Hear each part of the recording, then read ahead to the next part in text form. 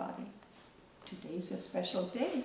We're reading in a new book, the story about Whompi, who likes play dates. And sometimes they're quiet play dates, and sometimes they're exciting. Now let's read the book and find out if he had a quiet or an exciting play day. This is the story of Whompi, a Doodle-Head who lived in Doodle Valley, where everything was as it always had been. That is, until Whompi, on one of his walks in the Doodlewoods, stumbled over some clumps of purple balls. He counted 5 clumps in all. They were growing out of old stumps of doodle hedges. The purple balls were about the size of apples and smelled pleasantly sweet, just like something a hungry Doodle-Head would want to eat. As Whompi picked one of the purple balls to look it over, 2 white songbirds came flying through the air. They landed on the clump of purple balls in front of Whompi. The songbirds must have been very hungry because they began picking right away at a purple ball with their little beaks. Whompi took a seat on the doodle hedge and waited for the white songbirds to sing. While the birds were singing, Whompi noticed the songbirds had changed color and now were purple from their beaks to their feet. The songbirds were soon done singing their song. It did not seem to bother them that they had changed color. They lifted their purple wings and flew into the blue sky, singing a new song. Whompi then noticed a small army of little brown ants marching in a single line toward a clump of purple balls.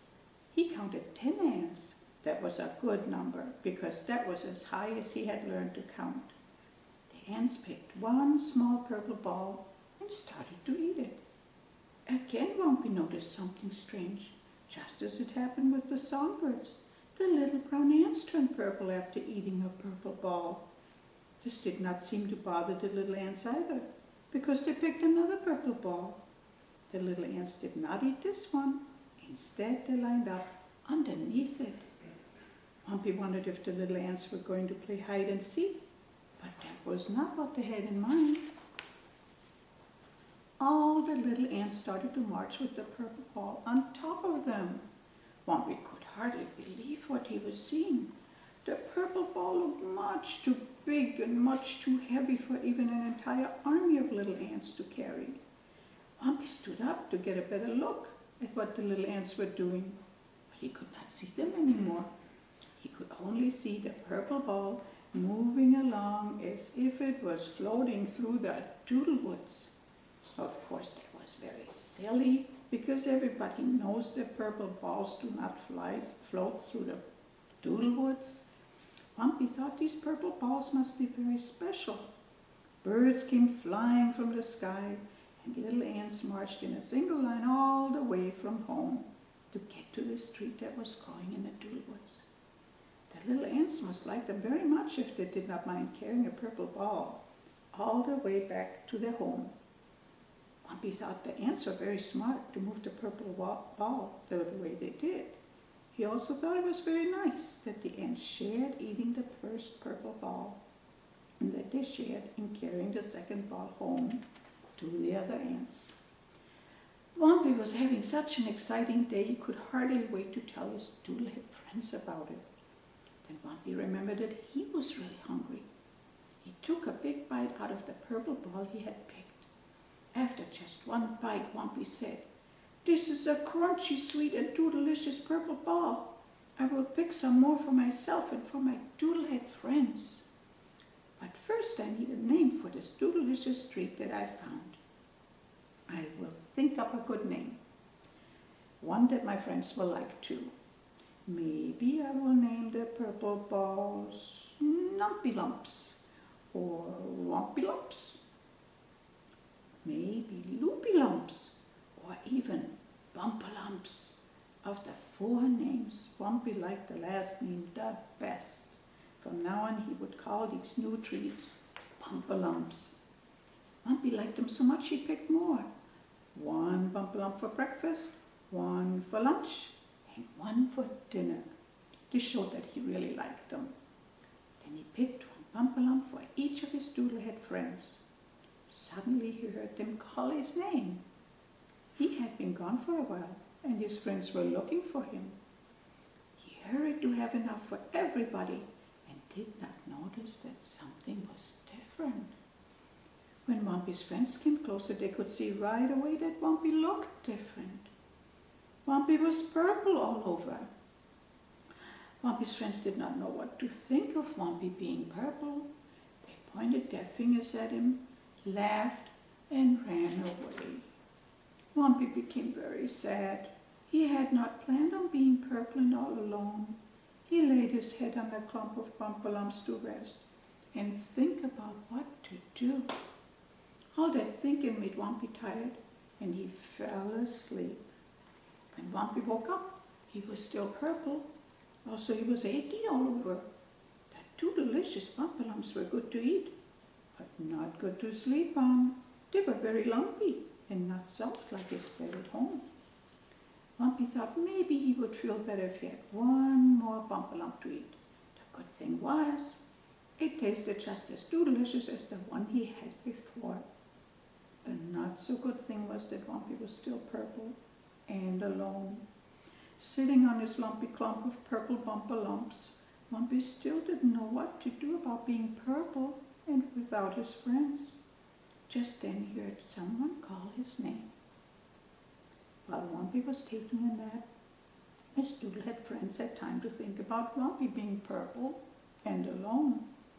Whompi was still their friend, purple or not, so they came back to tell Whompi they were sorry about teasing him and leaving him alone. The little Doodle-Heads didn't know if they should find it funny that Whompi was purple or if they should worry about Whompi being different.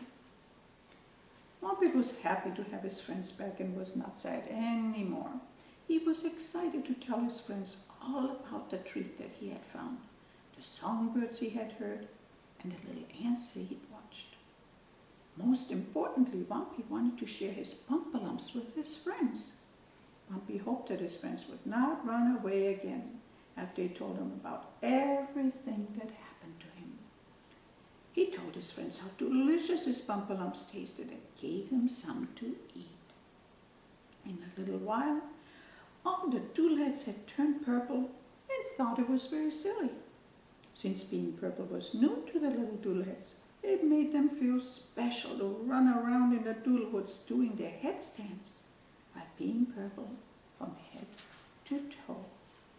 Soon it was time to go home to Doodle Valley. The little Doodle-Head started to worry. What would the Doodle-Head parents say?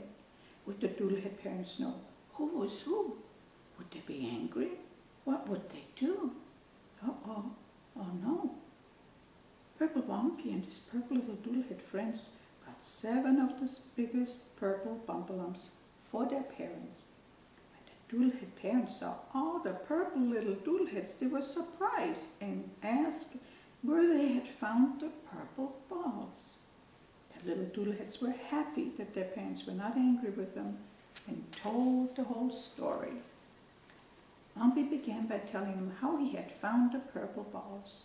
He told about the white songbirds and the little brown ants, and he told of eating one of the purple balls, then giving them a name, sharing some with friends, and that everyone who ate them turned purple. Whompi worried about what would happen next. Were the songbirds and the ants still purple? Would Whompi and his friends stay purple? Maybe they would stay purple forever? Oh. The parents told the worried little Doodle-Heads that everything would be okay and they would be as before in 3 days. That sounded good to the little Doodle-Heads and they all shouted, "Yay!" But then all the little Doodle-Heads had to promise not to try anything new again without asking their parents first. Just because eating the purple balls did not hurt the 2 songbirds and the 10 little ants, that didn't make it safe for a Doodle-Head. Doodle-Heads are different from songbirds and ants. The parents also had a story to tell about the purple balls. They told the little Doodle-Heads that long ago there were many purple balls growing among the doodle hedges in the Doodle-Woods. Back then, they were called Clumpadoodles. Everyone in Doodle Valley had liked them and ate them often, until one day all the Clumpadoodle patches were gone and no new ones were growing. After a while, everyone in Doodle Valley forgot about Clumpadoodles. The parents wondered how new patches of purple balls had started growing again in the Doodlewoods. One parent had an answer. Maybe long ago, some bumpalump seeds had stuck to songbirds' wings and then fell off in different places in the Doodlewoods and started to grow where Whompi found them. The Doodle-Head parents remembered how doodalicious they tasted and thought it would be nice if everyone in Doodle Valley could enjoy eating them again, even if only once in a while. The parents also thought that Bumpalumps was a good new name and decided to keep it. Then Whompi came up with an idea. Doodle Valley could have a new holiday when the biggest Bumpalumps would be harvested and baked into cakes. There could be Bumpalump games and toys and purple balloons. Everyone could share Bumpalump cakes and be silly and purple for 3 days. This way, everyone could enjoy a little bit of the doodalicious Bumpalumps, including the white songbirds and the little brown ants.